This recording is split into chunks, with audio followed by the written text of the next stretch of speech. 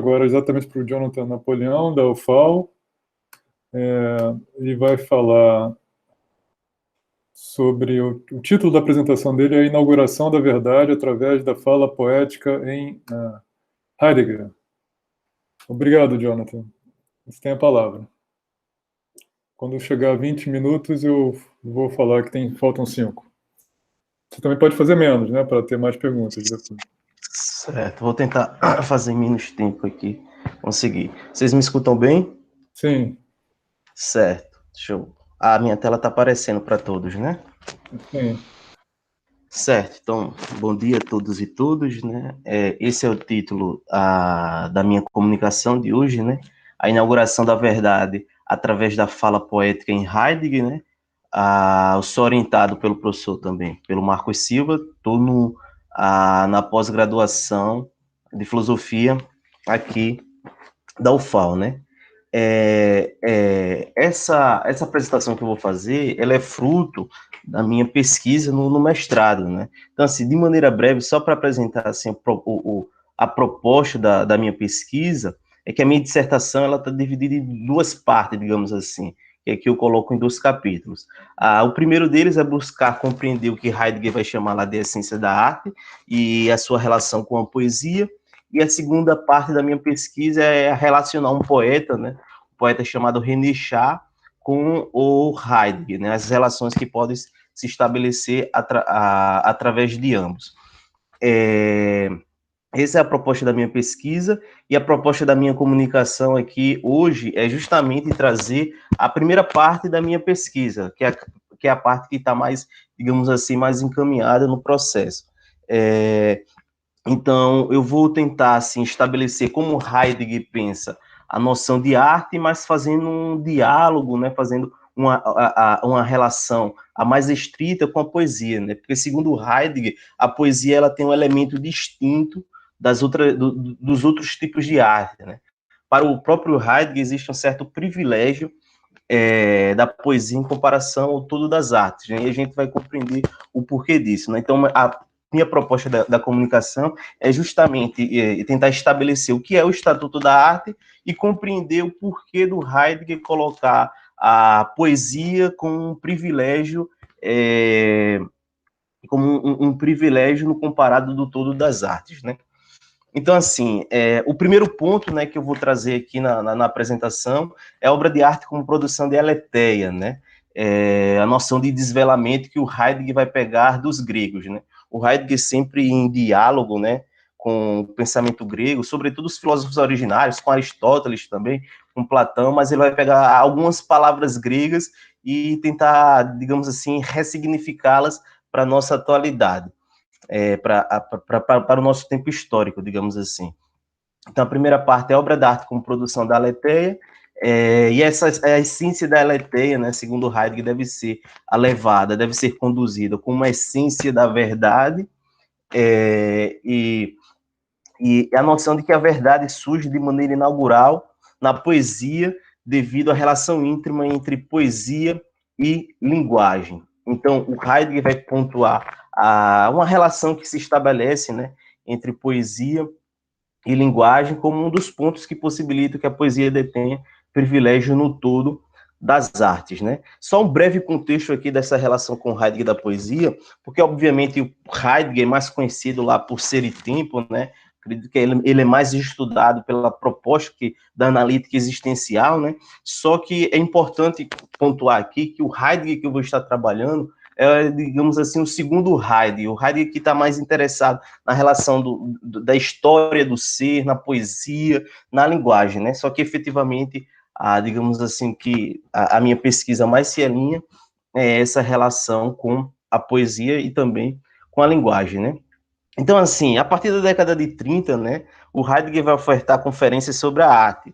Nessas conferências vai iniciar o processo da viragem, né, que marca o pensamento do Heidegger, né, um processo de virada, né, do pensamento, onde a analítica existencial de ser e tempo vai, digamos assim, sendo colocada em segundo plano, deixada de lado alguns pressupostos e vão entrando novos pressupostos. Então, nesse processo, o Heidegger vai começar a fazer uma investigação sobre a arte necessariamente, né? Em Ser e Tempo, ele pouco fala sobre a arte. Uma vez que ele fala lá, ele falou mais ou menos o seguinte, né? Um dos modos de abertura da compreensão, a poesia é um dos modos de abertura da compreensão. Só que depois ele pouco disserta sobre essa, digamos assim, essa frase, né? Então, 3 obras principais da década de 30, Introdução à Metafísica, A Origem da Obra de Arte e Os Hinos de Hölderlin, que marcam essa viragem também do pensamento de Heidegger, começam as pesquisas, digamos assim, do Heidegger, que vão se perpetuar ao longo de sua vida, né? Então, a poesia, de maneira geral, ela vai ser marca do seu pensamento, e aqui o objetivo não é analisar, digamos assim, o desenvolvimento poético no pensamento do Heidegger, né? Mas captar as forças que movimentam a poesia, segundo o autor. Ou seja, tentar estabelecer como ele pensa a poesia propriamente, né? Eu coloco assim, né, a pergunta originária da minha dissertação. O que é a poesia? Né? O que é que existe na poesia? Então, coloco aqui um poeta, né, um poeta que eu vou trabalhar na dissertação, que é o René Char, que ele fala mais ou menos o seguinte, né? Não pertencemos a ninguém, a não ser o ponto dourado dessa lâmpada que nos é desconhecida, que nos é inacessível, que mantém despertos a coragem e o silêncio. Ou seja, o que é que existe nessa fala poética? Quais são os pressupostos? Quais são os elementos que estão aí? Então, meu objetivo é justamente tentar compreender esse universo da fala poética, especificamente. O Heidegger vai começar as suas observações sobre obra de arte, né? A proposta que ele coloca é justamente compreender a arte através do seu livre desabrochar, né? Então, a ideia não é tentar estabelecer conceitos, não é tentar entender o mundo estético, não é tentar compreender o universo, como a arte se relaciona com o universo em que está inserido, mas é justamente iniciar a sua observação pelo livre desabrochar de uma determinada obra de arte. E um dos pontos que ele vai trazer é um quadro do Van Gogh, né? Então ele vai colocar assim, a obra de arte, ela nos desperta para algo. A gente vê um quadro como esse aqui do Van Gogh, a gente observa esse quadro e a gente passa, a partir de determinado momento, tentar dar observações sobre o quadro.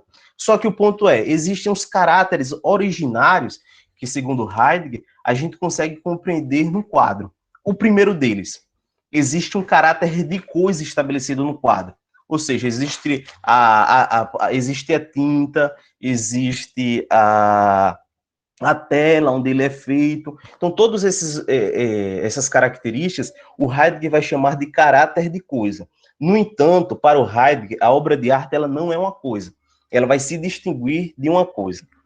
O segundo ponto para o Heidegger é o mundo que essa obra de arte ele consegue proporcionar, que ele consegue abrir, né? Então lá a ideia de abertura que vai se transformando e vai ganhando mais força no Heidegger, a noção de aberto, né?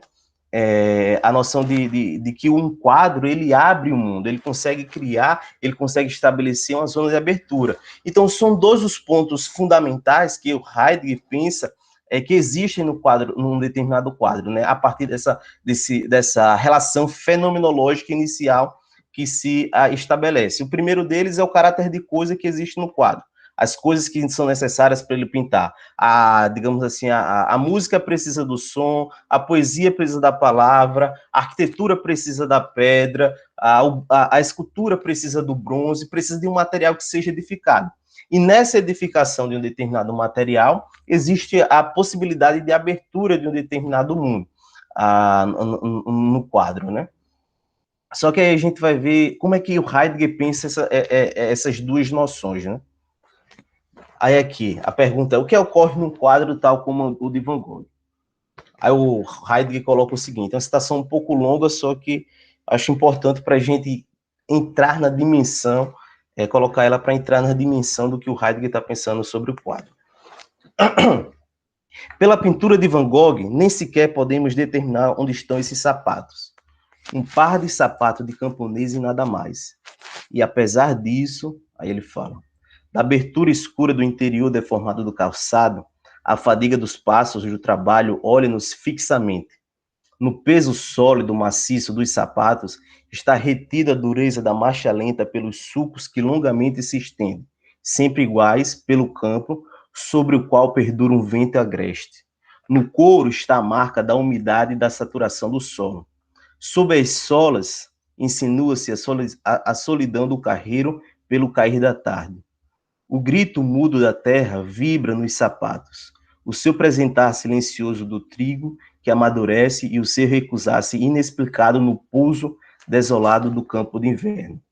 Passa por esse utensílio a inquietação sem queixume pela segurança do pão, a alegria sem palavras do acabar por vencer de novo a carestia, o estremecimento da chegada do nascimento e o tremor na ameaça da morte. Este utensílio pertence à terra e está abrigado no mundo da camponesa. É a partir desta pertença abrigada que o próprio utensílio se eleva ao repousar em si. O que é que o Heidegger está propondo aqui com essa observação sobre o quadro?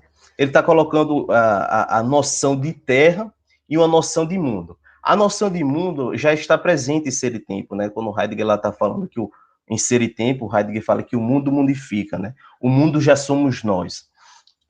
Só que quando ele começa a investigar a obra de arte, ele começa a utilizar o conceito de terra para explicar esse movimento da obra de arte, né? Então, são dois pontos fundamentais da obra de arte.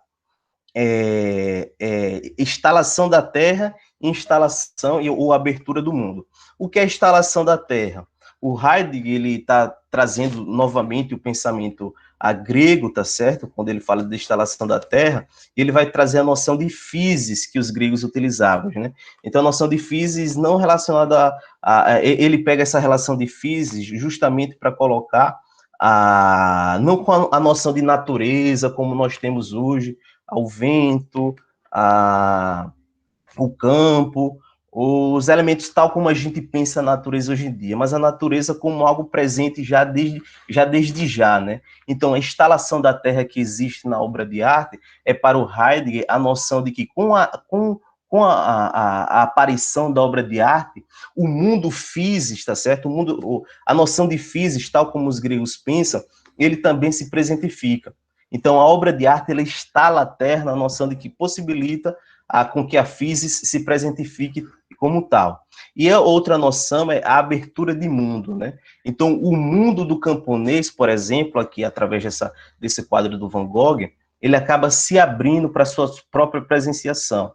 Então, essa noção de abertura do mundo é a noção de que tudo que é, digamos assim, tudo que constitui de fundamental, de importante e decisivo para um determinado povo histórico, acaba se abrindo, acaba criando-se uma abertura do seu mundo, acaba formulando a abertura do seu pertencimento histórico, né? Então, para o Heidegger, o que está em jogo na obra de arte é a noção de verdade, porque quando existe a instalação da terra e a abertura do mundo, a verdade de um mundo histórico acaba digamos assim, tornando-se aberta para esse determinado povo histórico. Então, Heidegger vai pensar a verdade enquanto desvelamento, né? Por que desvelamento? Porque ele vai dizer o seguinte: na lida diária, no cotidiano, o que acaba se estabelecendo digamos assim, a gente vive para as nossas ocupações, a gente vive para o nosso dia a dia, então a gente vive numa zona de não verdade, numa zona de encobrimento. Já para o Heidegger, quando existe a produção da obra de arte, existe uma zona de desvelamento daquele mundo em que a gente está inserido e que a gente acaba não percebendo devido à nossa ocupação diária. Então, aí ele traz de volta o termo aletheia dos gregos, né? Então, coloca aqui, a obra abre o aberto da verdade. Então, a verdade, o Heidegger vai associar a noção de verdade com a noção de clareira, né? Por quê? Porque a clareira é aquilo que ilumina o que, obviamente, o que, digamos assim, estava escuro. Então, a verdade, a imagem da clareira representa a imagem da própria verdade, né? Porque a gente vive, segundo Heidegger, a zona da ocupação diária, ela possibilita um certo escurecimento, um apagamento do que é importante e o que é decisivo para os seres humanos, para os homens de maneira geral. Já com a produção da clareira, que é obra de arte, produz, o ser humano ele consegue estabelecer, ou consegue, digamos assim, produzir o aspecto da verdade, e aí existe o desvelamento do ser. Não vou ler ali para 5 minutos. adiantar. Isso, Então, assim, por que o Heidegger pensa a poesia diferenciada a poesia diferenciada dos outros tipos de arte? Porque o Heidegger vai estabelecer uma relação íntima entre Dichtung, né, a poesia, e Sprache, né, linguagem. Para o Heidegger, por ser uma obra da linguagem, a poesia detém o privilégio no todo das artes. Porque o que é que acontece? A poesia, segundo Heidegger, é na linguagem que os homens ganham o pertencimento de si. É só através da linguagem que os homens conseguem falar sobre si, conseguem se comunicar entre si. Então, o que, por exemplo, um quadro como o do Van Gogh aqui estabelece, para o Heidegger, o que é que acontece? É necessário que o ser humano consiga trazer a abertura desse quadro para a linguagem. Então, na poesia, na própria poesia, não é necessário que exista essa transposição da linguagem da poesia para um determinado tipo de linguagem. Por ser edificado na própria linguagem, os seres humanos eles conseguem, segundo Heidegger, estabelecer a própria abertura. Então, por que existe esse privilégio, segundo Heidegger? Porque a poesia, no seu próprio dizer, no que ela diz, ela já se edifica na linguagem. Então, os seres humanos, eles conseguem estabelecer diálogos entre si, eles conseguem conhecer, digamos assim, a si mesmo. Segundo Heidegger, onde não há linguagem, não há desvelamento do ser. E a poesia, para ele, é o lugar onde a linguagem aparece de maneira genuína, porque na poesia, segundo ele, o ser humano consegue, digamos assim, entregar o pertencimento de si. E o que é esse pertencimento? É a inauguração da história, porque, segundo ele, as veredas de suas referências, vitória, abandono, luta e conquista, ausência de Deus ou proximidade de Deus, chegam ao povo histórico. Então, para concluir, a poesia ela detém privilégio porque ela é edificada na linguagem, e na linguagem os homens recebem o pertencimento do que são. É isso. Ok, muito obrigado, Jonathan, pela apresentação. Mais uma sobre estética. Perguntas, comentários, sugestões, recomendações. Vocês podem escrever no chat, abrir o para a gente.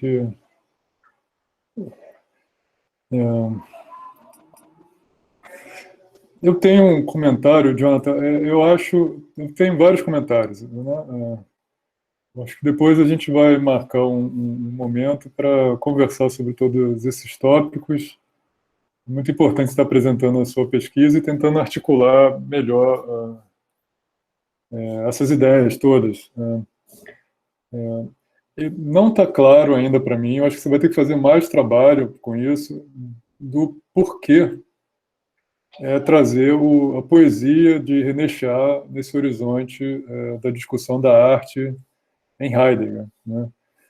Você tem que dar alguma justificativa para o teu leitor ou para a tua audiência, né? Do jeito que está, parece arbitrário, né? Por exemplo, trazer o Van Gogh me parece ser direto, objetivo, ok? Até porque o Heidegger ele próprio vai tratar o Van Gogh. Por exemplo, trazer o Hölderlin também seria ok, assim, né? Porque o próprio Heidegger vai investigar, discutir obras da poesia do Hölderlin. Acho que tem que ter algum esforço, você pode dar alguma justificativa metodológica, alguma justificativa filosófica interna ou externa, ou alguma justificativa ligada à literatura secundária, por exemplo. A literatura secundária fala desse poeta, desse, aí tem essa lacuna, e eu gostaria de fazer a minha contribuição a respeito dessa lacuna. Acho que está faltando algum gancho, okay? Para você trazer uma poesia do René Char. Você tem algum comentário a respeito disso?